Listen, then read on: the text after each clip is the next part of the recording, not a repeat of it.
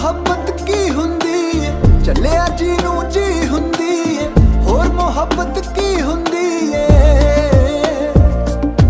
ਹਰ ਇੱਕ ਦਿਲ ਦੀ ਪ੍ਰੇਮ ਕਹਾਣੀ ਯਾਰੋ ਸੱਚੀ ਹੀ ਹੁੰਦੀ ਏ, ਹੋਰ ਮੁਹੱਬਤ ਕੀ ਹੁੰਦੀ ਏ।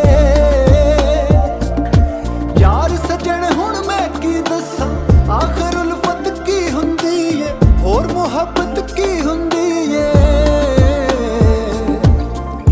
ਪਹਿਲੇ ਪਹਿਲੇ ਦੁਨੀਆ ਦੇ ਵਿੱਚ ਜਦੋਂ ਆਇਆ ਇਨਸਾਨ ਸੀ, ਤੇ ਪਿਆਰ ਤੋਂ ਇਲਾਵਾ ਉਹਦੇ ਕੋਲ ਕੋਈ ਹੋਰ ਨਾ ਸਮਾਨ ਸੀ, ਤੇ ਸੱਚੇ ਆਸ਼ਕਾਂ ਦੇ ਵਾਸਤੇ ਹੀ ਰੱਬ ਨੇ ਬਣਾਇਆ ਇਹ ਜਹਾਨ ਸੀ। ਬੜਾ ਆਸ਼ਕਾਂ ਦਾ ਨਾਂ ਸੀ, ਬੜਾ ਆਸ਼ਕਾਂ ਦਾ ਨਾਂ ਸੀ। ਝੂਠੇ ਲੋਕ ਝੂਠੇ ਲਾ ਰਹੇ ਨੇ, ਜਿਦਾ ਤਾਂ ਲੱਗੇ ਲਾ ਰਹੇ ਨੇ, ਵਾਦੇ ਕਰ ਕਿਸੇ ਹੋਰ ਦੇ ਨਾਲ, ਹੋਰ ਕਿਸੇ ਨਾਲ ਨਿਭਾ